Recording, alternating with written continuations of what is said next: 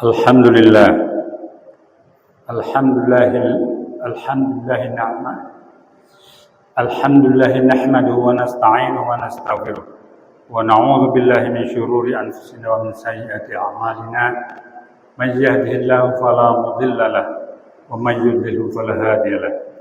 Asyhadu an la ilaha illallah wahdahu la syarika lahu wa asyhadu anna sayyidana wa nabiyyana Muhammadan abduhu wa rasuluh. Allahumma salli wa sallim ala sayyidina Muhammad wa ala ali sayyidina Muhammad kama sallaita ala sayyidina Ibrahim wa ala ali sayyidina Ibrahim wa barik ala sayyidina Muhammad wa ala ali sayyidina Muhammad kama barakta ala sayyidina Ibrahim wa ala ali sayyidina Ibrahim fil alamin innaka Hamidum Majid. Qala Allah ta'ala fi kitabil karim, A'udzu billahi minasyaitonir rajim. Bismillahirrahmanirrahim. Lan tanalul birra hatta tunfiqu mimma tuhibbun wa ma tunfiqu min syai'in fa innallaha bihi 'alim. Shadaqallahu 'azim wa shadaqa rasulul karim. Amma ba'du. Fa ya ayyuhal hadirun, ittaqullaha haqqa tuqatih wa la tamutunna illa wa antum muslimun. Hadirin sidang Jumat rahimakumullah. Pertama-tama marilah kita menjadikan puji syukur kehadirat Allah Subhanahu wa taala atas segala nikmat dan karunia-Nya yang telah anugerahkan kepada kita sekalian, sehingga alhamdulillah kita bersyukur kepada Allah pada hari Jumat yang cerah ini kita bersama-sama bisa berkumpul di sini dalam keadaan sehat walafiat. Kita berdoa kepada Allah, mudah-mudahan keberangkatan kita untuk sholat Jumat ini dicatat sebagai amal baik oleh Allah Subhanahu wa taala yang nanti akan menjadi syafaat bagi kita pada saat yaumul qiyamah. Amin. Allahumma amin. Kemudian sholawat serta salam semoga senantiasa dilimpahkan selalu kehadiran baginda Rasulullah sallallahu alaihi wasallam, keluarganya, para sahabatnya, dan para pengikutnya sampai yaumul qiyamah. Amin. Allahumma amin. Hadirin sidang Jumat rahimakumullah, sebelum saya menyampaikan sepatah dua patah kata terkait dengan khutbah siang kali ini, izinkanlah terlebih dahulu saya menyampaikan wasiat takwa untuk diri saya sendiri khususnya dan untuk hadirin semuanya sidang Jumat, untuk selalu meningkatkan takwa kita kepada Allah Subhanahu wa taala. Karena sesuai dengan janji Allah, wa may yattaqillaha yaj'al lahu makhraja, kata Allah. Barang siapa yang dalam menjalani kehidupan ini bertakwa kepada Allah Subhanahu wa taala, maka kata Allah, yaj'al lahu makhraja. Allah akan memberikan jalan keluar dari segala persoalan hidup dan kehidupan ini. Wa yarzuquhu min haitsu la yahtasib. Dan Allah pun akan memberikan rezeki dari arah-arah yang mungkin kita tidak menduganya. Mudah-mudahan sekali lagi kita jangan henti-hentinya untuk berusaha selalu berdoa sambil berdoa kepada Allah Subhanahu wa taala untuk selalu menjadikan orang yang bertakwa dengan cara menjalankan seluruh perintah Allah dan menjauhi seluruh larangannya. Hadirin sidang Jumat rahimakumullah. Pada bulan ini adalah bulan Dzulhijjah menurut kalender Islam atau perhitungan Hijriyah, ini adalah masuk dalam bulan Dzulhijjah. Pada bulan Dzulhijjah ini ada dua peristiwa besar yang terkait dengan umat Islam di seluruh dunia. Pertama adalah pelaksanaan ibadah haji dan yang kedua adalah ibadah berkurban. Ibadah haji yang intinya adalah merupakan pelajaran bagi kita, bagi siapa saja, untuk bersikap egaliter. Sekali lagi bahwa inti dari pelajaran untuk ibadah haji ini adalah egalitarianisme. Tidak ada jenderal, tidak ada kopral, tidak ada pejabat, tidak ada orang pegawai rendahan. Ketika kita sudah berpakaian ihram, semuanya sama. Tidak boleh kita berpakaian yang dijahit. Bahkan yang dijahit pun tidak boleh. Jangan berpakaian-pakaian yang mewah. Pakai pakaian yang dijahit pun tidak boleh. Dan semuanya Tidak berlaku hanya bagi orang kecil saja, tapi semua orang yang melaksanakan ihram, maka haram hukumnya untuk memakai pakaian yang dijahit.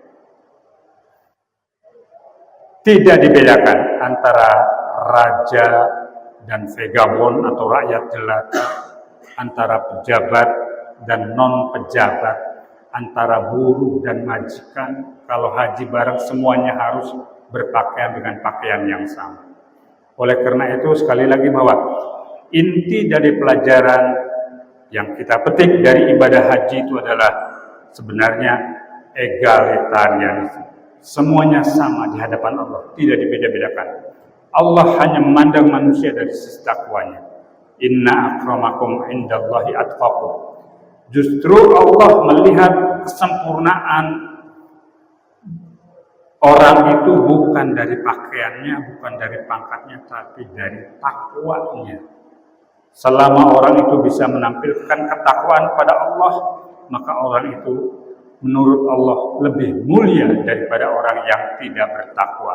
Seorang hamba sahaya yang bertakwa jauh lebih mulia daripada seorang majikan yang tidak takwa kepada Allah. Sekali lagi, manusia akan hanya dilihat oleh Allah dari sisi takwanya, bukan dari pakaian-pakaian yang nempel kepada kita. Itu adalah pelajaran yang kita petik dari pelajaran ibadah haji. Makanya orang yang pulang dari melaksanakan ibadah haji itu mestinya harus kelihatan kemabruran ibadah haji itu. Paling tidak sikap egalitarianisme itu harusnya dia bisa praktekkan dalam kehidupan sehari-hari. Itu yang pertama. Yang kedua, pelajaran yang kedua, pada bulan ini juga ada peribadatan namanya ibadah menyembelih binatang korban. Apa pelajaran atau intinya? Makna filosofis dari ibadah korban yang dicontohkan pertama kali oleh Nabiullah Ibrahim alaihissalam itu untuk kita. Sebenarnya ibadah korban itu sekali lagi, ini bukan hanya dibebankan kepada orang Islam saja. Al-Quran menyebutkan bahwa ibadah-ibadah korban itu juga telah diwajibkan kepada umat-umat sebelum kita. Dan intinya juga sebenarnya sama. Ibadah korban mengajarkan kepada kita untuk memberi sesuatu yang kita sendiri adalah senang. Sekali lagi, korban mengajarkan kepada kita untuk memberikan sesuatu yang kita sendiri menyenanginya. Bukan kita sendiri sudah tidak menyenanginya. Kalau kita mengumpulkan pakaian yang kita sendiri sudah tidak suka, itu namanya kita belum punya jiwa berkorban. Seperti dicontohkan oleh apa? Oleh Nabi Ibrahim alaihissalam yang mengorbankan putranya. Saya kira kita terima kasih pada Allah tidak dicoba oleh Allah untuk mengorbankan anak kita, mengorbankan adik kita, mengorbankan saudara kita, mengorbankan orang tua kita. Kita hanya disuruh mengorbankan binatang. Tapi kalau seandainya coba bayangkan, Nabi Ibrahim kan tidak tahu sebelum malaikat kemudian menggantikan anaknya yang kemudian diganti dengan cepat kilat, dengan seekor kibas. Nabi Ibrahim kan tidak tahu kalau seandainya anaknya yang sudah terlentang itu akan digantikan dengan seekor kibas, dengan seekor domba besar. Intinya apa? Apa yang dilakukan oleh Nabi Ibrahim itu adalah pelajaran bagi kita bahwa sebenarnya dalam melaksanakan dan mewujudkan Islam yang rahmatan lil alamin, Islam yang berderajat, yang memiliki derajat itu adalah Islam yang disertai dengan keikhlasan untuk berkorban. Dan keikhlasan untuk berkorban itu memang harus dilatih. Itu sekali lagi, mari kita latih. Dengan pelajaran berkorban ini berarti kita diminta oleh Allah, oleh syariat Islam untuk memberikan sesuatu yang kita sendiri suka. Seperti halnya Nabi Ibrahim. Bayangkan kalau dalam sejarah Nabi Ibrahim itu punya anak itu hanya 2. Dari istri yang pertama punya anak namanya Ismail. Dari istri yang kedua punya anak namanya Ishak yang kemudian menurunkan orang-orang dari Bani Israel itu.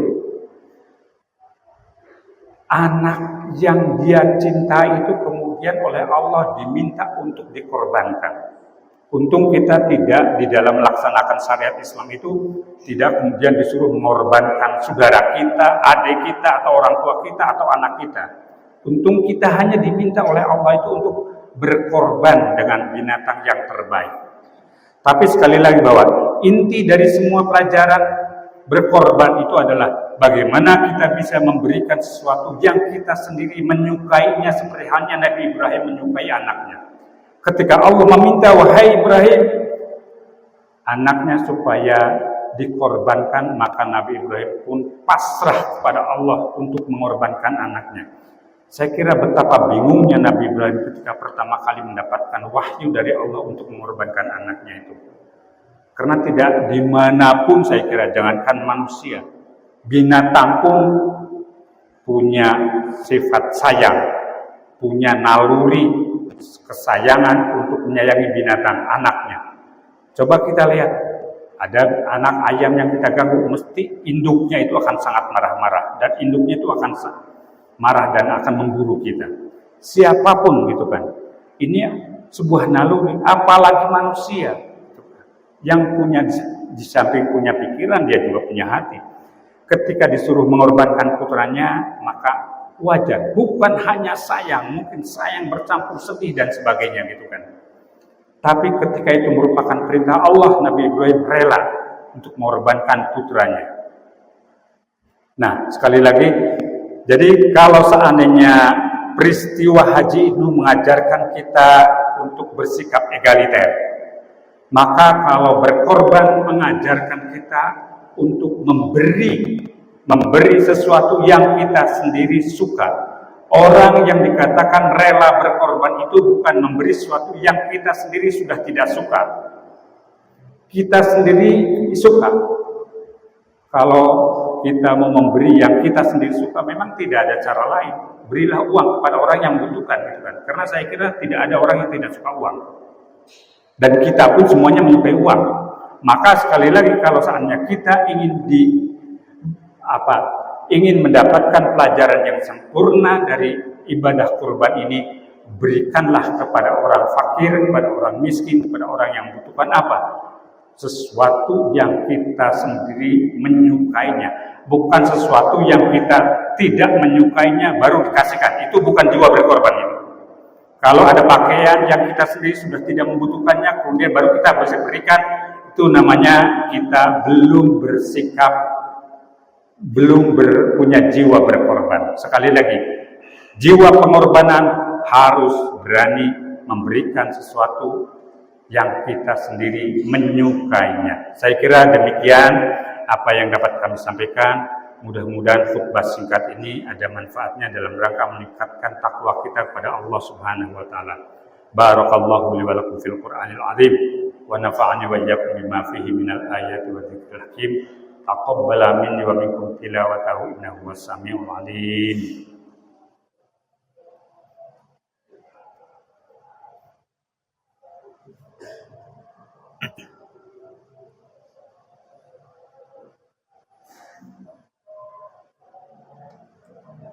Alhamdulillahilladzi hadana li hadza wa ma kunna linahtadiya laula an hadana Allah.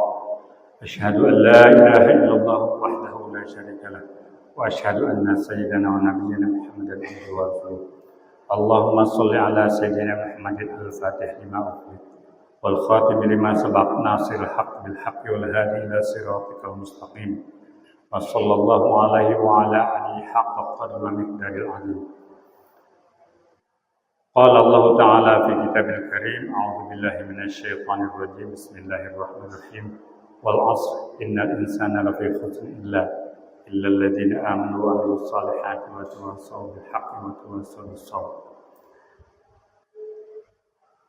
فيا أيها الحاضرون اتقوا الله حق تقاته ولا تموتن إلا وأنتم مسلمون. فيا أيها الحاضرون اتقوا الله حق تقاته ولا تموتن إلا وأنتم مسلمون.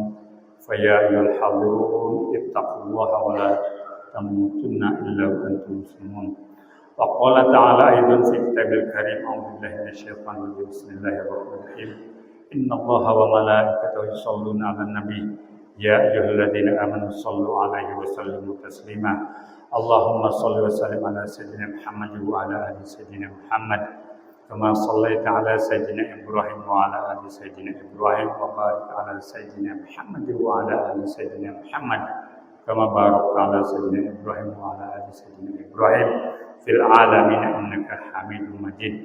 اللهم اغفر للمسلمين والمسلمات والمؤمنين والمؤمنات الأحياء منهم والأموات إنك سميع قريب مجيب الدعوات يا قاضي الحاجات. اللهم أعز الإسلام والمسلمين، اللهم أهلك الكفرة والمشركين، اللهم دمر أعداء هذا الدين يا الله برحمتك يا أرحم الراحمين. ربنا آتنا في الدنيا حسنة وفي الآخرة حسنة وقنا عذاب النار وأدخلنا الجنة مع الأبرار يا عزيز يا غفار يا رب العالمين. عباد الله إن الله يأمر بالعدل والإحسان وإيتاء ذي القربى وينهى عن الفحشاء والمنكر والبغي يعظكم لعلكم تذكرون فاذكروا الله العظيم يذكركم واسألوه من فضله يؤتكم ولذكر الله أكبر. أقيموا الصلاة.